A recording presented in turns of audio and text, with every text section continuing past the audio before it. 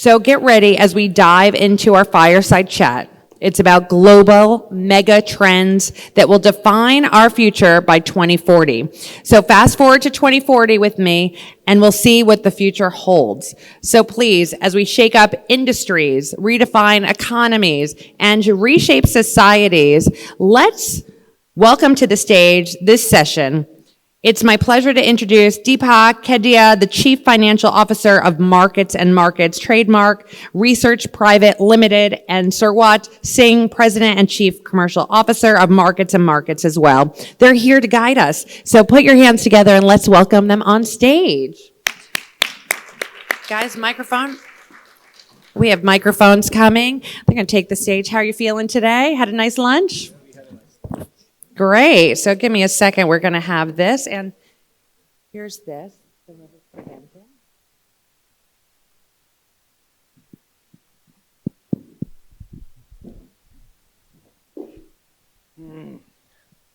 I think the feeling is quite common across all of us, right? I mean, after lunch, we might be better off in the room taking a power nap. But fortunately, we are here, and we are here to talk about what she said about mega trends. The good thing is, in the next half an hour, we are going to talk about something which is going to impact each one of you in the room for the decade and a half to come. We have already seen glimpses of the future in the last 1.5 days based on the various sessions we have had, like AI and so many other stuff which we spoke about. We are going to take few steps further, and we're going to talk about some really, really cool and interesting stuff. And we have got some really cool slides to kind of show you, which will tell you like the future is going to look very different from what it is today. So please keep yourself awake. And now with that, can I have everybody raise their hand and say good afternoon to me? Oh, we are sleeping. Come on. Time to wake up. Good afternoon. No, that's it. That's like it. Thank you so much. So I'm going to introduce my friend and colleague, Sarwan Singh, over here. By the way, I am Deepak Kedia, Chief Financial Officer. Sarwan Singh is our President and Chief Commercial Officer. He also leads the practice for Mega Trend. He has got over 30 years of experience talking about the same topic across the world. So he's going to talk some really cool and interesting stuff. So over to you, Sarwan. Thank you, Deepak. A very good afternoon to you all. I hope you're ready to learn more about the future. If we can beam the presentation up, please, on the screen.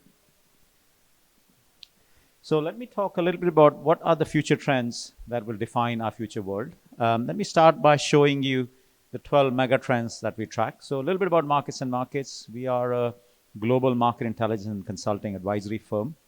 And one of the practices that I lead is our foresighting group. It's a think tank group. So this research has been put by that think tank group. So these are the 12 mega trends we track. As you can see, they're a mix of technology, economic, social, as well as very industry-specific trends. I will not go into detail on each of them, but we'll try and cover most of them.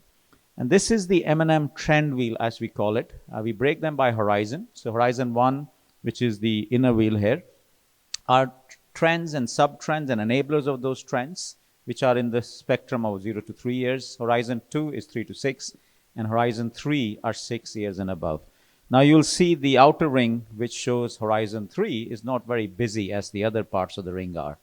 But if you look at some of these trends like quantum computing, or even some really disappointing ones, perhaps end of growth, it does show you that the future is going to be a lot more disruptive than what we have seen in the past. Sarwan, just one thing on the previous slide. Now, definitely I'm getting old with my eyes. My friends are not.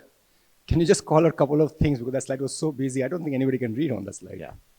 So I'll deep dive into some of those in the subsequent presentations. But I think you will see here, and again, if you look at some of the, maybe I'll just zoom in on some of those, which ones are perhaps highly disruptive. I mentioned quantum computing. Another one is hypersonic speeds. You could travel in the future, and when I'm talking future, this is maybe 20, 30 years from today. You could travel from Dubai to New York in 4 years. And the technology being used is the similar technology that Putin is testing in Ukraine with hypersonic missiles. Some of those hypersonic techniques can be used in commercial aviation. Interestingly, there's a company called Destinus trying that, and they're using liquid hydrogen. So we can go for dinner in New York and come back on the same day. We could try that, yes, very much in the future. So one of the things when we do our trend work is we look at trends, and we believe these trends don't work in isolation. They work very much together. And we believe when these trends come together, they generate what we call mega themes of the future. So you see at the bottom of the slide some of the mega themes that we look at. And in a recent piece of work that we have done, we have defined these 10 mega themes of the future, which we believe are trillion-dollar mega themes, including themes like hyperconnected world, AI revolution, and so on. So in the remaining part of my presentation, I'll go into detail on some of these themes. Now, there's a method to the madness that we do in our work here in M&M. We call it macro to micro. So what does that mean? Is you look at the mega trend, you go through a process of what is enabling that mega trend, what are the sub-trends generating from that mega trend, and then what are the implications. And the way these mega trends work, they have implications across all sectors. So what I'll try to do in my presentation now, and you'll see that, Deepak, is we'll try and bring out some examples of the industry on where these macro to micro applies. So let me start by the first mega theme, which is hyperconnected world. If you think you are highly connected, you'll be very disillusioned because the level of connectivity we'll have in the future will be much more than what we have today. Being disconnected will become a luxury. So we'll be connected very much in closed spaces, and we will have broadband 7 and 8 and potentially Li-Fi in the future. Now, I'm not an expert on some of these technologies, but Li-Fi literally means that light-emitting diodes or bulbs will emit broadband at lightning speed. And as much as we'll have connectivity in buildings, we'll also have a lot more connectivity outside. So you may remember this is the roadmap of cellular technology. We sit in 5G today. If you remember, and if you're as old as me, you will remember those 2G phones. If you carried one of those phones, you did not need to go to the gym because you were literally carrying a brick, burning 3,000 calories. And we, just like 2G bought cellular, 3G bought data, 4G bought video, and 5G is bringing what we call, bringing, for example, a football stadium or an airport or a factory together. But as we move along from 5G to 6G, and I was in Tokyo about 3 weeks back, and I met with Sony. I went to their R&D center, and they said they are betting big time on 6G. And they will start bringing 6G in next year, but the potential real applications will be 28. And again, so what will 6G do? So just like with 5G, you see those isolated solutions, like 6G will bring what we call connected living solutions. And just as we will have connectivity outside, we'll also have connectivity from space. This is quite an interesting picture. Shows you the amount of space debris we have up there. In this decade, we launched something like 20,000 satellites. In the last decade, we launched 2,000 satellites. The big difference being is till a few years back, about till 2016, 2017, we only had the American GPS system. Now we have GLONASS in Russia, we have Galileo in Europe, we have Beidou in China, India, UAE, Saudi, most countries are developing their own GPS solutions. So what will we see in the future? Well, we could see 5G speeds coming from satellite connectivity, and we'll have a lot more precise location-based services. And that is when I say we start moving towards what I call a connected living solution. And in future, you could have these spaceports. So Deepak, if you're looking for a holiday and you've got about $250,000, you could go on to one of these spaceports. No, I was about to say, if I wanted to get disconnected, perhaps space is the place to go right now, because even that looks pretty jammed. So that looks we don't very have a choice of connected. getting disconnected. Yeah. Right? I come from the UK, and we are building, there are identified 7 sites. 3 of them are in Scotland. And interestingly, I asked a colleague of mine, I said, why are all these sites in Scotland? And he's Scottish, and he said it's because Scotland is closer to heaven than down in England. So what I was saying is we are heading towards what we call a connected living solution. So we'll be connected at a personal level, at a community level, and at a city level. And if I just take that example of macro to micro I talked about, you will see, for example, in the future, car becoming an element of a connected living solution. My team does a lot of work in mobility, and we have identified that when you go from A to B, you can have roughly about 12 to 13 en route mobility services. All of these en route mobility services will be connected. Xiaomi, which is a Chinese phone maker, has launched a car. Through your vehicle, you can control your washing machine, your dishwasher. You can control a lot of appliances within the house. And in future, with electric vehicles, we'll also have things like vehicle to vehicle to home infrastructure, vehicle to home grid services, all of those becoming very much an element of a connected living solution. And the interesting thing is car companies today struggle to generate revenue from connected services, but we believe they can on average generate $1,600 per vehicle as a result of this. Moving on, I'll talk about the next mega theme. We call it AI revolution, and I know the speaker after me has got a great presentation coming on it. So if I just define AI, and I won't go into detail, I believe that we have moved on from narrow AI to what we call general AI.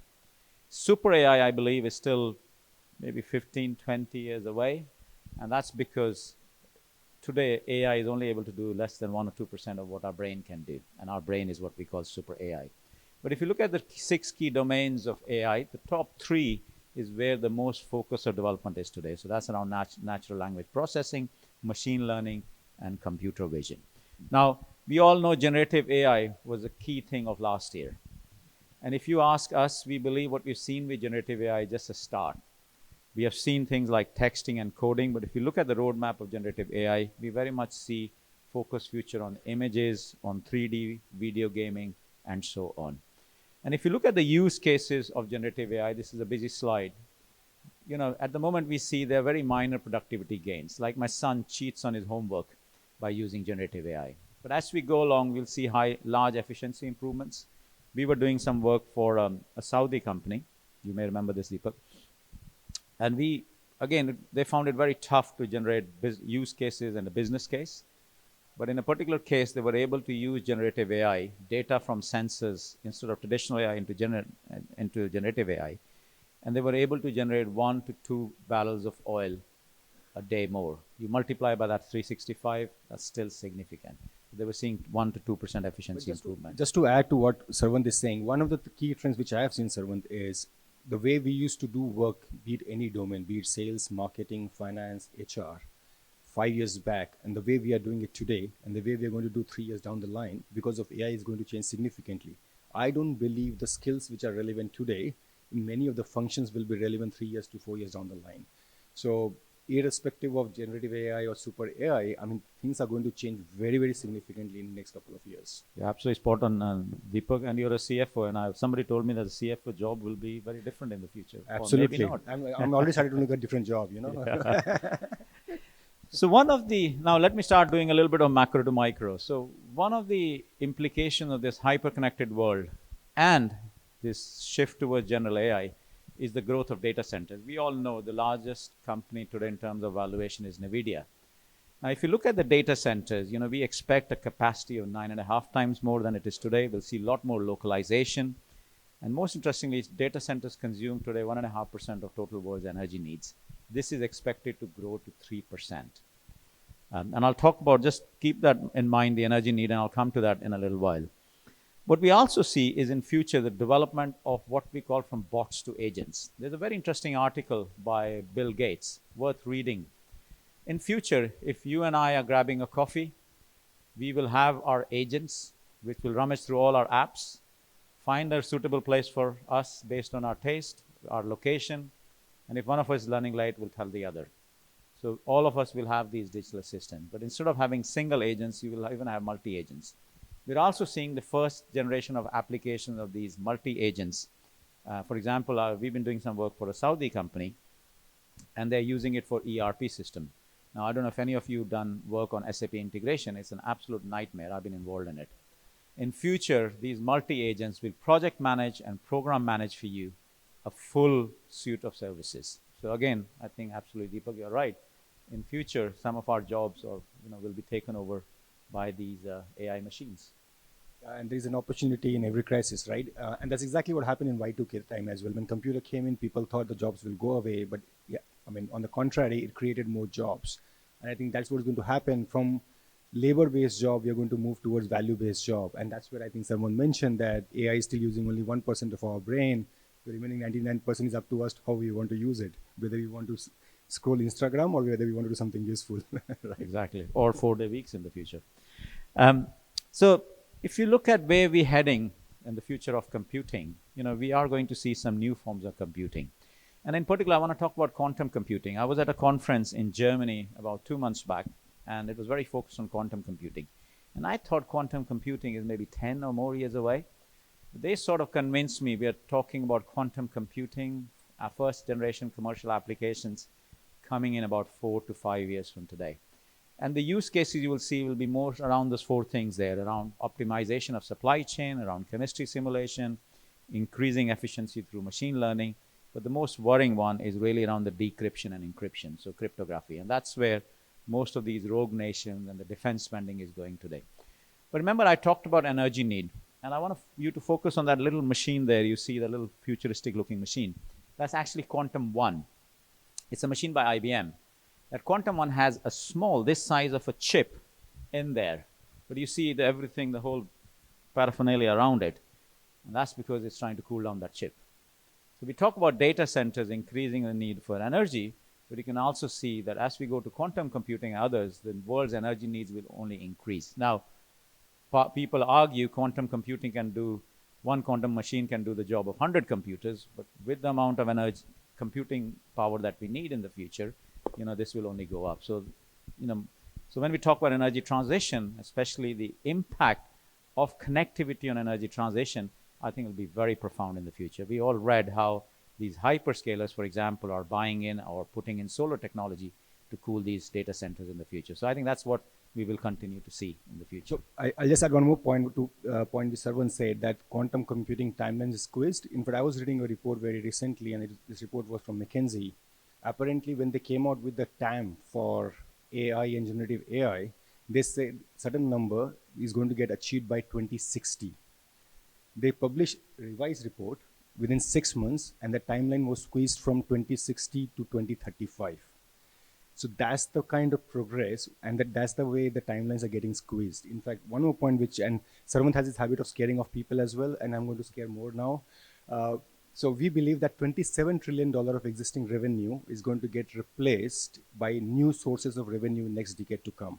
And that is because of the timelines getting squeezed because of all this new technology and mega trend we are talking about, right?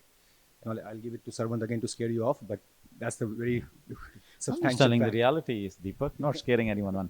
Anyways, let's move to the next theme. We believe we are entering what we call an autonomous world. We believe anything that moves, has hands, wheels, legs, feet, or arms, will completely become autonomous in the future.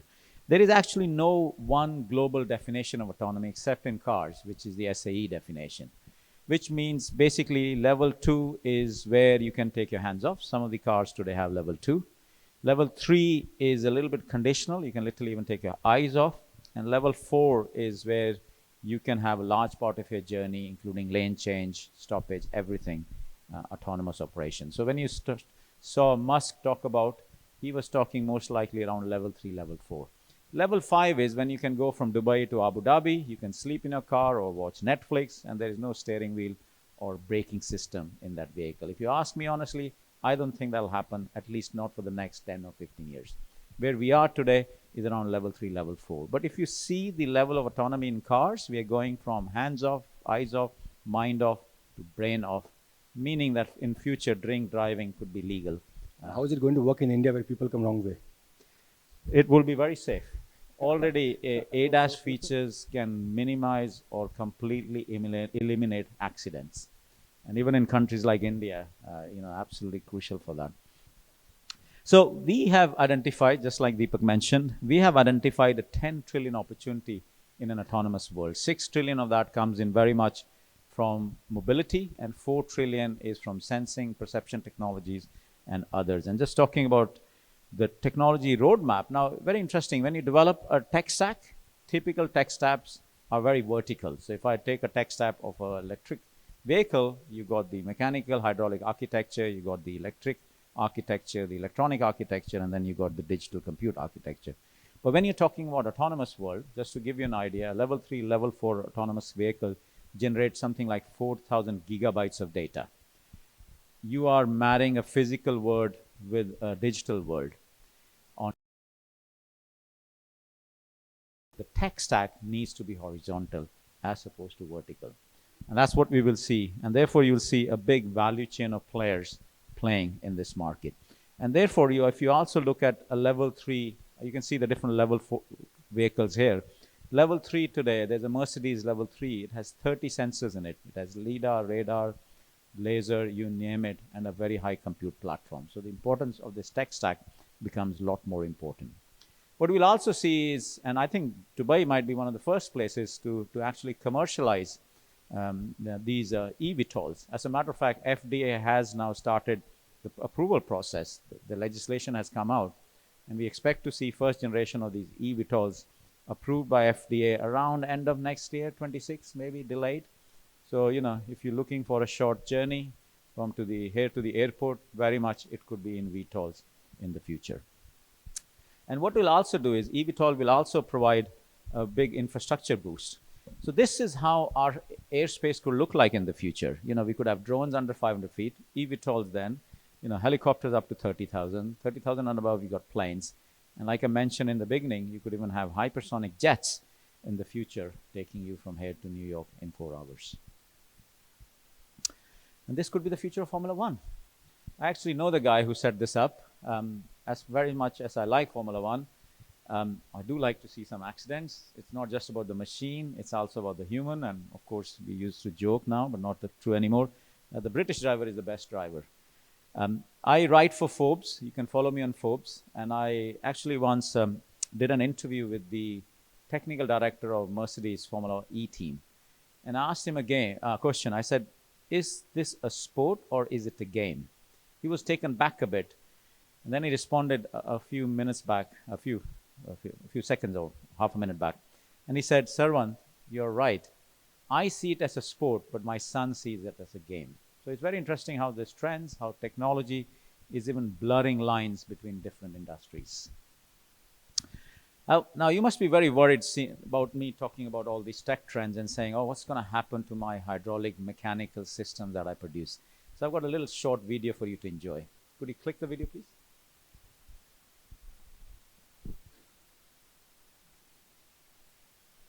There's no volume. Huh? Emma. Emma. Emma. Emma. Emma.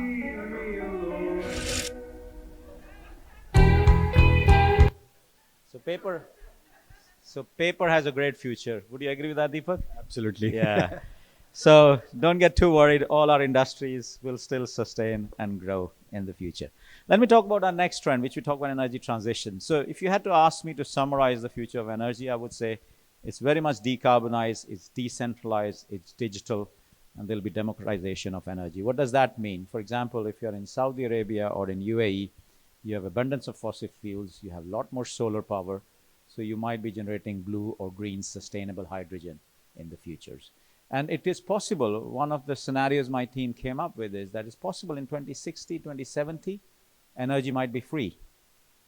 So what do you do with that? Then the business case, for example, for hydrogen becomes very much possible. This is a dangerous slide to show in this part of the world. What it shows is that we will hit peak oil. In M&M, we believe around 2032. The OPEC believes peak oil will be around 116 million barrels a day. We believe it will be around 106 to 107 million barrels a day. And since after that, it'll start declining. We also see huge growth in renewables, especially solar and wind. And in particular, if you look at this slide, it'll be the growth will come from markets like India. We also see a potential for hydrogen, although not so much in the next 5 years, but beyond that. And in particular, in this part of the region, we'll see high growth in hydrogen. And within hydrogen, what we see is you will not have hydrogen being transported from Australia to Rotterdam because the cost of transporting hydrogen is as much as generating it. So you will see micro hydrogen economies. So airports, ports, all of them will generate and consume hydrogen on site. Moving on to my next one, it's around future of mobility. We believe we'll sell 100 million cars. This is sometime before this decade. There'll be 2 billion cars on the road. And we will similarly see a peak ICE, and this we believe is around 2036. We'll see the growth of electric and hybrids in the near future quite a lot. And if you ask me to summarize what that 4 scenarios of mobility look like, you could break them into 4 clusters. I think we'll see multiple powertrains being used. We will see car becoming very much a part of an IoT platform, just as we have Android and iOS. We will see singularity in mobility, where we will see some autonomy level 4 come in post 2030. And then post 2050, that I talked about hypersonic speeds, flying drones, eVTOLs, they will define the future of mobility. I believe there are a lot of healthcare companies here, so I definitely want to spend a bit of time on this. We believe, if you ask me in my research, what is the mega trend of the future, I would say that is healthcare. And that's because we are living longer. Some person who will live up to 150 is already born. 1 in 5 of us in this room will cross 100. And as we live longer, we have a lot more chronic diseases. So what we will see, and as you can see here, we also see a world where America is spending 20% of their GDP on healthcare. In some other countries, it's 3 to 4%. Globally, we expect GDP spending on healthcare to be 10.3%. That's roughly about a $10 trillion industry. And if you ask me to summarize future of healthcare, I think it's very much going to be around efficiency improvement. It's around find it. It's about prevention as opposed to find it and cure it. And therefore, there will be a shift from health to more wellness and well-being. And we define wellness and well-being really around that body, mind, and soul. And that will become absolutely critical. Quantifying the patient, healthcare 5.0, where data, AI, digital, and man-machine model work very much hand in hand together. A little bit about some of the social trends. We feel we are now living in a very heterogeneous world. We are very divided by age, by gender, by sex, by religion, by political views. We have Brexit, we have Trump. So we are a much more heterogeneous society. And therefore, I think it's very important for companies like yourself to be able to personalize and customize your products and services very much to this heterogeneous world in the future. And we also see, the good news is, I talked about this trend of end of growth that might be more applicable to the developed world like Europe. But we are also seeing a huge growing middle class. Now, the definition of middle class is very different from a middle class in US versus a middle class, for example, in India or Africa. But as you can see here, in this part of the world, Africa, Asia, this middle class will continue to drive the economy of the future. This is my last trend. It's one of my favorites. Actually, it's going to be my next book, which will be launched next year.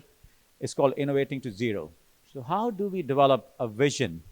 It's more a vision than a trend. Is how do we have a vision of a zero world? For example, zero malnutrition, zero diseases, zero obesity, zero deaths, zero accidents, zero malaria. And we work a lot with companies in developing that zero vision. For example, Nissan came up with the first zero emission vehicle. Volvo has a mantra, there'll be zero fatalities in their cars, and they haven't had a single death in the last 2 years because they packed the vehicles with active passive safety technologies and ADAS solutions. So what is your zero vision? And that's an important one to think of. And how do you position that zero vision in the future world? So coming to my conclusion, when we have found major discoveries, we found molecules that gave rise to industrial revolution. We found electrons that gave rise to electrical revolution, which is still going on. Then we found black gold, and that defined mobility. And mobility was a big megatrend because that shifted us to a more urbanized and the suburbanization of the world. We found waves. Now we sit in AI. Our experience tells us that all of these things over time become a commodity. I believe AI is becoming a commodity. And all industries of the future could become a commodity. With an autonomous car in the future, you don't need to own it.